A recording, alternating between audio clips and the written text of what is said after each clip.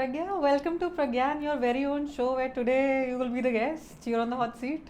Well, it's really exciting. I'm looking forward to this. So, what is interesting for me is the fact that you've been having a lot of conversation around meditation, around focus, and so many other things around growth and personal growth. And for a fact, I know that you have been, as a kid, initiated into meditation because your parents were meditators. But despite the practice of meditation, grounding, and everything that you do, what are still some things which are like a misnomer that you continue to hear from your closed ones, from your family and friends, that this is how you should be, but you're not, despite being a meditator? Oh yeah, we get enough. I get enough of those taunts. I think the first one I want to really start with is this misconception that folks have that just because I meditate, that I'm going to be in this absolute balanced Buddha-like state all the time. Like everyone in a class, we're all in a journey. We're just at different junctures in our journey. Maybe I'm a little bit more self-aware, but that doesn't mean that my external environment doesn't shake me or does not cause me pain or hurt or anger or irritability or frustration, which are normal emotions that everyone feels. I think the only difference is that the meditation has allowed me to be more aware of when it starts to come up. And so when I know it's coming up, I can really take quick action as opposed to just react. So I'm just responding much more than reacting. But it's not that it's just completely out of my system, because we are living in these real challenges where you get hit by crisis or you get hit by emotional pain, and you do go through that emotions. It's just that I'm better prepared to deal with it than I would be. I think meditation is almost like a vaccination around a lot of these reactions. It does not keep you clear of all of it, but it's just that you're better prepared. If you are meditating every day, you're just far more grounded. I think the second one is just very wide, which has been through my college days, which is, oh, you don't drink alcohol, you don't smoke, you don't have any other addictions, so you're very boring and we're not going to go out and party. And the few of my friends who've actually, taken that risk of taking me out partying have realized that I've put their energy to shame, because I enjoy myself. I love being out there, listening to great music and really having a good time with everyone. Yeah. And the added benefit that I have is that because I don't drink, I'm the designated driver. So apart from the fact that I'm partying really hard till 4 a.m., I also take everyone back home safely. And I'm back again in the morning, either playing golf or meditating or back to work, feeling as sharp and as clear-headed compared to a lot of my other friends who are still dealing with a hangover and don't really know what to do with themselves, because it takes you like half a day to just get back to normal. Yeah. So I think just the fact that you meditate, it has nothing to do with enjoying life to the fullest. And partying till 4 a.m. Yeah, nothing to do with that, right? And I think the third is just around the fact that because you meditate, you want less from life. No, I think meditation actually pushes you to want to achieve more.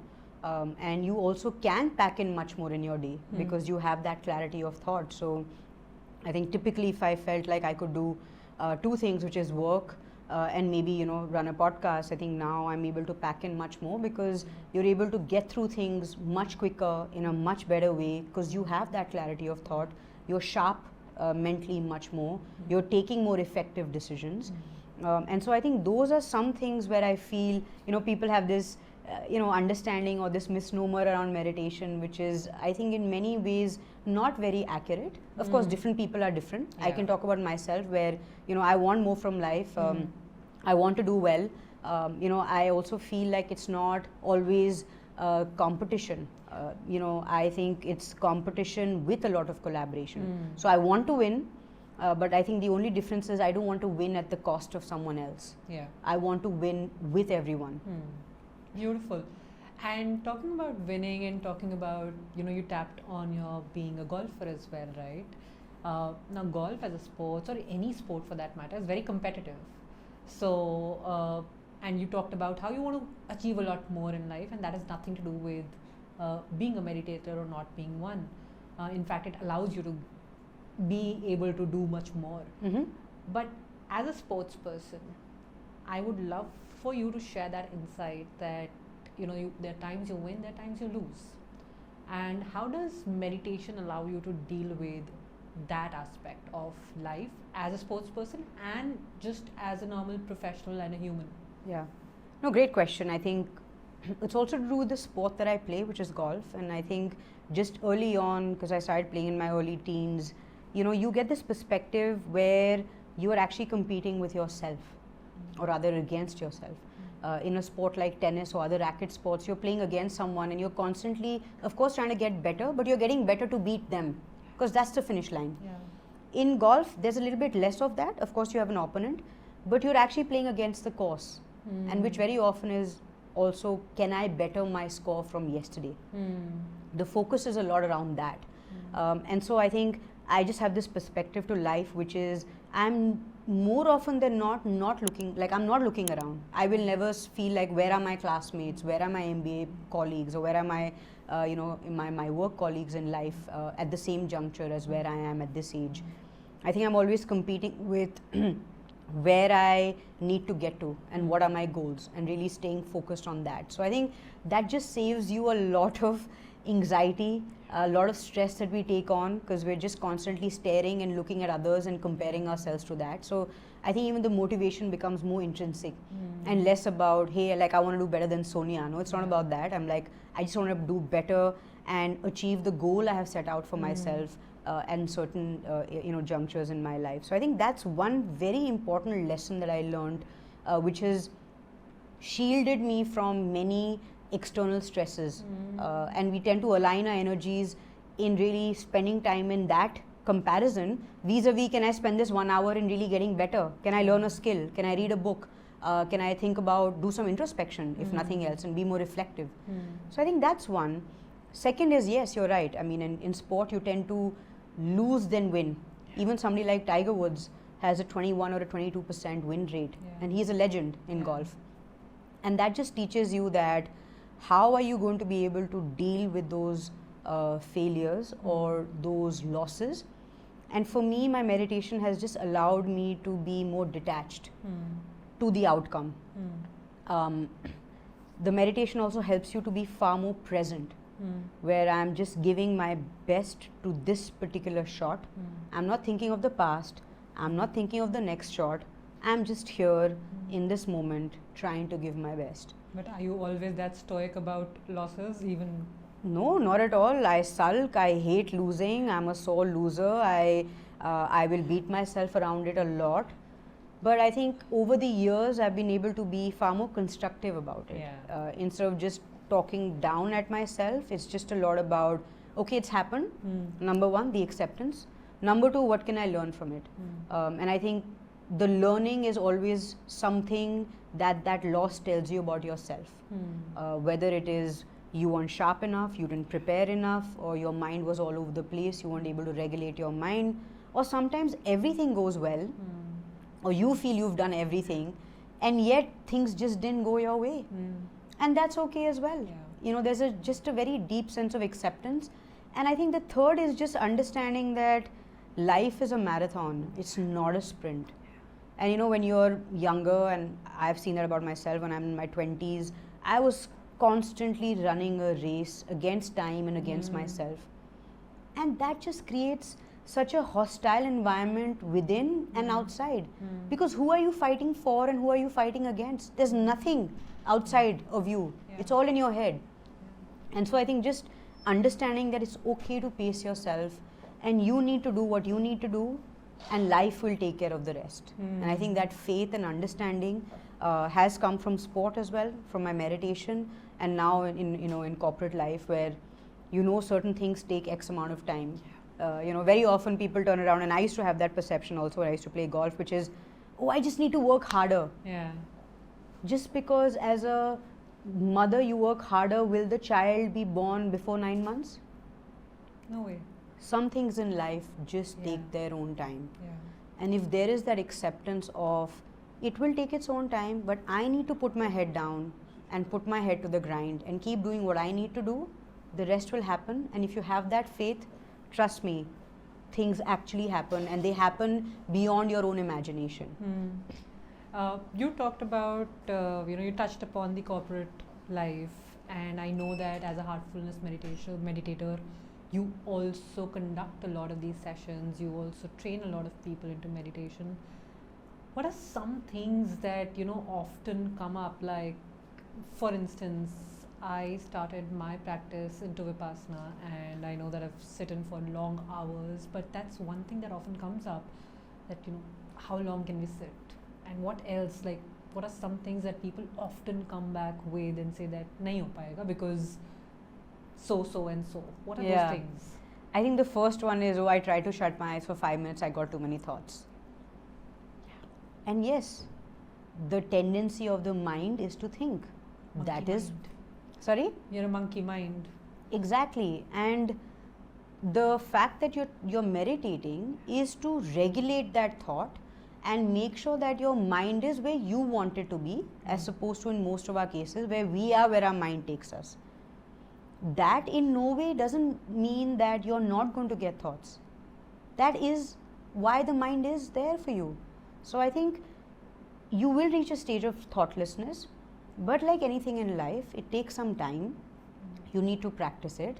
But people often feel like, I've tried this for 5 minutes and that's it. The next 5 minutes I shut my mind, it should be like, or rather I close my eyes to meditate, I should have zero thoughts.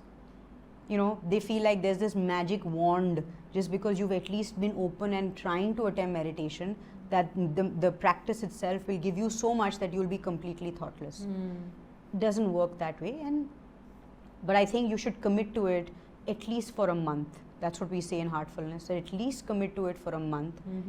And then, like you go to the gym, where on day 1 you don't build the muscles, in day 1 you don't lose the 10 kilos, but after 21 days, after a month, you feel the difference. And that's when you have the trust and faith to go back on that 31st day, to go back on the following month, because you now know that it has done many positive things for you. So be the experiment and be the experimenter is what my global guide says, Kamlesh Patel ji, where we call him Daji, where he says, meditate for 1 week, journal, and see and observe yourself, and then don't meditate the following week, and see the difference for your own self. If there is a difference and you feel like when you were meditating you were a better person, or you were the person you want to be, or at least you saw a glimpse of it, go ahead and commit to it. But if not, maybe there's another different path for you, and go explore that. So I think that's the first one around thoughts. I think the second one is, you're right. I love this about heartfulness, which is it's such a simple, integrated practice. Like you spoke about, something that you've tried, and I think the commitment that people have in their mind is, if I don't have 1 hour to meditate in the morning, that's it, I'm not going to meditate. And heartfulness is like, it doesn't matter. If you have 5 minutes, start with that. Just begin the journey. That is more important, or make that commitment to yourself that you're going to meditate. The time will automatically expand and increase when you start to build faith in your practice. So just start, even if it's 5 minutes. And in heartfulness especially, we don't really say you need to go ahead and do it at a certain time, or do it in a particular way. You can literally in your own office, if you have 10 minutes, now we all have quiet rooms, meditation rooms, most of our offices have that. Just close the door. If you were not able to meditate at home first thing in the morning, just close the door, take the 10 minutes to just center yourself, meditate, and go back out. I've done this in meetings where I've had crisis, and I can feel like this is becoming a toxic conversation, and I'm going to really get angry or blow up, or be in that reactionary state which I was talking about earlier. And I excuse myself because I know it's coming up for me, and just go and take 5 minutes. Like they say, take time out. Just go out, just close my eyes, center myself, understand what do I want from this conversation, what is the goal, why am I getting so riled up, can I detach myself from that emotion and actually be far more objective. I think everything else then just flows better. So I think second is around time. You don't have to have an hour, and just choose something, choose a practice that you can follow. And I think the third is just around the fact that people feel like I meditate in the morning, so that's it, now I can just like pack my bags and not think about what kind of a person I'm being. And I think in heartfulness there is a massive amount of emphasis on character formation, and just your own character, and are you being a good person, are you being the right kind of version of yourself. I wouldn't say right or wrong or good or bad, because there's judgment in that. But let's say whatever my goals are and the version I want to see of myself, am I really working towards that? And that has to do with very many things and your behavior through the day. Yeah. So I can't meditate in the morning and be like, okay, that's it, now my duty is over. Yeah. I need to carry that state of being centered and connected through the day, and then build on that the next day as well. So it's not a 1 hour activity in the morning and I forget, because then you'll never build on it. But really being in a meditative state through your life, because that's when you grow, that's when you evolve, that's when you're able to break those older patterns which you are trying to get out of. Because unless you don't try new things, you're going to be reaching the same destination each time and thinking, but what happened? I'm still trying, I'm still meditating. It's not about the 1 hour in the morning. You're just not expanding it to the rest of your day, which is why you're not getting the results. Interesting. So what you basically, if I was to put this into a sentence, what you basically said was that meditation is not a ritual, it's not a practice, it is a state of being, right? 100%. Yeah. And another lens that I also saw when you mentioned this last point was that it instills in you the lens of empathy, to be able to resonate with people, to be able to see where other people are coming from. I think that's what, when you said that taking that time out and going back and taking that break from a toxic environment and just getting that objectivity, it's also a lot about empathy. What else do you see had the benefits that you have been able to derive with meditation? I think immense amount of compassion, which I completely lacked in the beginning of my corporate career, because the flip side of playing a single player sport like golf is there's a lot of emphasis on yourself and you achieving your goals, and it took me some time to start becoming a team player, and that only came from my meditation practice, my heartfulness practice, that can I be far more compassionate towards other people's challenges. Empathy, of course, but also compassion. And I think also the ability to connect and make human connections. I think in the beginning when I started off, a lot of my interactions were very transactional, where I felt, oh, I work with you, these are the 5 things we need to get done. When I finish that, I'm going to just leave and disconnect completely. But that's not how life works, that's not how teams work, that's not how any human relationship works. So, and for that I learned I need to know much more about myself. I need to be very comfortable with who I am and also be vulnerable, which is very, very difficult, because I am wired to show up feeling like I know everything. I'm wired to show up feeling like I'm extremely strong and I have everything under control. And so to be able to make that journey to say, now there are times in my meetings or in my calls where I will say, look, I really don't know this, but guess what, I'll figure it out and I'll come back to you. Or telling your teammates that you are struggling with something in your personal life. It doesn't have to be what, but at least sharing with them that I'm struggling with something, and you just need to be a little bit patient with me, but I will come back to you. And earlier I would have felt so uncomfortable and almost felt weak and felt discomfort in doing this. Today I think there's a lot of strength in doing that. And it also shows to you how people around you actually care for you and step up for you, where you didn't really feel like I can expect anything from Sonia, but I suddenly can feel like she's going to step up. I'm coughing, you're going to get me a cup of tea, these are small gestures that build human relationships and build authentic human relationships. So just opening your heart out has, I think, given me a lot more than being scared of being hurt and therefore shutting my heart, being defensive, lying to myself and also lying to others because of that. That has not served me. I've realized that now, and so I think just my meditation practice has allowed me to be more open, more vulnerable, more brave. And it's okay if you falter, because guess what? Now that you have opened your heart, there are many people to first carry you and lift you up. And then secondly, you are just so much more stronger within you that you feel you will be able to get up and do better. Yeah. So I think those are just some very important things in corporate culture where we are constantly incentivized to not be kind, incentivized to say, can I beat Sonia because I want that managerial position? I don't need to beat Sonia. I just need to create my own path. And thank you for being so candid and open, and that is visible, as you said, that now that you're able to be vulnerable, you don't have to think about it. I want to know this one thing, that for somebody who's just to start out, because you did the myth busting part first, but there's so much noise around meditation, different forms of meditation, to how to meditate, to how not to meditate, to what to do, what not to do, and so much that is there because we are always surrounded with so much information thanks to the internet age.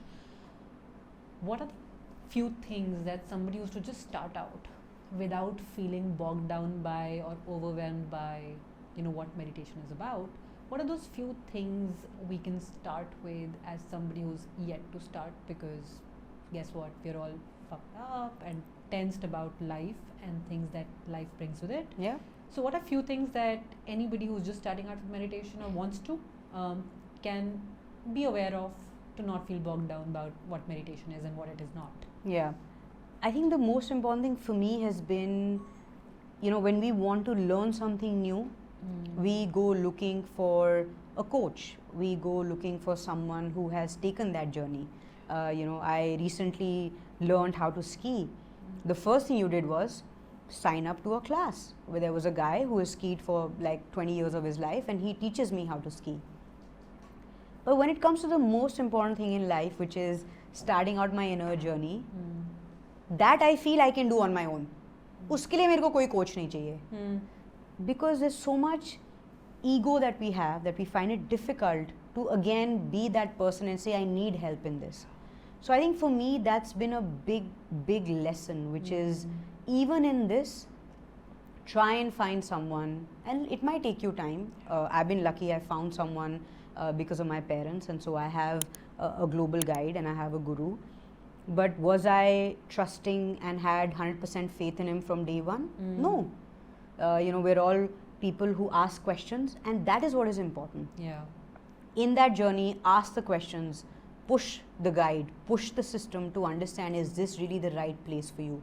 If you're not getting the answers, or even the questions are not being entertained, then you know you're not in the right place. At least that's been my compass that I have used. So I think that's the first one, which is be open to finding a guide and finding someone who has charted that path, who can also tag along with you and guide you through the process.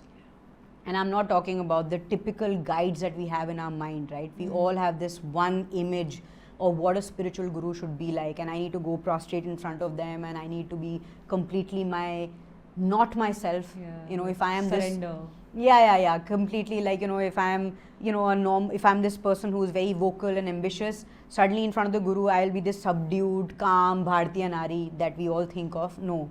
If that's what you need to be, then you're in the wrong place, and you're dealing with the wrong guru, because you need to be exactly who you are and be authentic, so that that person can also help you or guide you, or in some way become your practicing partner even in some ways, right? So I think that's one. And then the second is really, I feel, something that you can integrate and is easy to do. You were talking about how you did something for about 10 days, you tried a meditation practice, when you came back you were able to sustain it, but then you fell off very quickly. So choose something that is easy for you to do. I see a lot of people, using these various apps, and I'm not saying that's not a good thing. I think it's a great way to start. But after a while, because again you don't have a guide, or you don't have someone, really the practice does not have that much strength in it, you will start to plateau. And it's a great starting point. So use the apps to get you kick-started, But then when you feel like you've got what you wanted out of that app practice, make a transition to something and start looking around and asking questions on what is that how, what is the other practice I can try, which is now going to help me in taking that next leap for myself, because the apps are just going to get you to a certain stage, and then you're going to start stagnating. So I think that's the really second one, which is find something that's easy to do, you can integrate in your daily life so that it becomes a habit. And I think the third is just around every day in our life is not the same. Yeah. And therefore, every meditation experience for you is not going to be the same. Even today, I have days when I close my eye in the morning and there are like 40,000 thoughts that are just hitting me in one go because there's so much going on in my life. And that's fine too, because guess what? Sometimes I just use those 20 minutes or half an hour, how much ever long I meditate, to actually work through all these 40,000 things, get clarity, figure out what is that one thing I really want to do out of those 40, or what are the 10 I need to get to today, and that's also fine. Using that 25 minutes to get clarity is also perfectly fine, and is a way also of meditating. Does not always have to be, oh, I need to reach this thoughtless samadhi state. So I think this, you know, even in this, we fix ourselves. My meditation should be this way. No. It cannot be objective driven. And just be open to the experience. You know, even if you're meditating for 20 minutes, have the right attitude during those 20 minutes, which is I'm open, I'm willing to receive. I want to see where my mind, my heart, my practice takes me, and what is it that I'm going to get out of it today. I think these 3-4 things, if we can keep in mind, at least this is what has helped me. And I'm sure, you know, there are 7 billion people on this globe, and there will be 7 billion ways and different views on what meditation has been for them. But I can tell you that with my experience of talking to so many corporates and so many people out there now about this meditation, and so many people on Pragyaan, I think these are some of the repeated lessons that people keep coming back to from their meditative practice. And you know what you concluded with was the attitude of the meditator. I think that's very important, to be able to be accepting, to let it, you know, to just allow things. And thank you for sharing that, because this for me has been a very insightful conversation. I would love for you, because Pragyaan is a show that is led by Pragya. So Pragya, I would love for you to conclude and share your bits that you would definitely want people to take away from this episode of Pragyaan. No, thank you for doing this. And I know it's odd that we're doing this on my show, but I think these are some questions that I've constantly been asked around meditation, and I thought this was a great way to get a lot of this information out. So thank you for being so kind to help me out with this. I think just most important thing is just start your inner journey, whatever that is giving you that peace, that centeredness. For me, it's been heartfulness, so I'm always going to be biased and say try heartfulness, and I'm always available to talk about that practice, start you off. I'm a meditation trainer, and take you through the various steps, because I think sometimes meditation can feel, like you said, very overwhelming, and you just need someone like a buddy, like you have at work, to just take you through the small steps and also address some of your questions that you have earlier. And I may not have all the answers, but because maybe I do this in a more concerted way, I might be able to give you some answers, and then it will get you on the right track. So I think just start. That's the most important thing.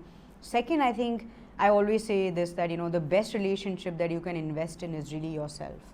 And it's taken me, I think, more than it should have to understand this. I wish I had started and taken this more seriously early on. Even though I got the privilege of my parents giving this to me, I took it for granted. But I wish I had gotten to it much earlier in my life, because I think the lessons that I have learned would have been a little bit easier on me, as opposed to you know, these moments when you feel life is against you and you're getting beaten down and there's nobody really trying to pull you up, and that's not really true. Everyone is there to help you, life is there to help you.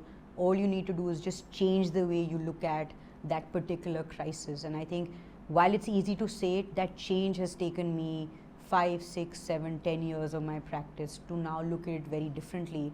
And because now I look at life and people as they are there to support me and I'm here to learn from them, everyone seems far more friendly. Everyone seems far more giving. They've not changed. I have changed. And so now when I look at it differently, everything just seems so much nicer. Everyone looks like they're so loving, they're so caring. That's because my approach has changed. I have opened my heart. I have allowed them in. So I think I wish I had done this earlier. So I think this is the second piece of I think learning for me in my life. And I think the third is, you know, just the victim mindset that we all have. And I think we just approach all of our current situations from what has happened in the past. And we need to break those past patterns for us to be able to get to the new life that we're looking for. Yeah. You know, we don't want to hit traffic, and yet we keep going to Gurgaon at 9 a.m. You will hit traffic. How about you plan your day and try and do it differently? Go at 11, you know, go at a different time. And I know it sounds very simple when you talk about just a route, but that's what we keep doing in life. Bringing the same patterns, bringing the same tendencies, bringing in the same reactions, and then hoping for the other person to give us a different outcome. No, we have to change our approach to that particular situation, and that only happens when you change yourself. Thank you. And you know, we have to change, right? Yes. That's the key.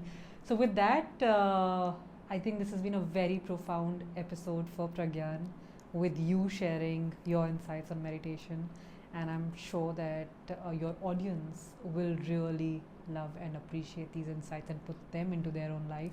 Thank you for having me host this with you, and with that we conclude this episode of Pragyaan.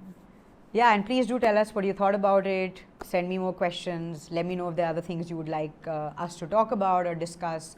I'd love to hear from you.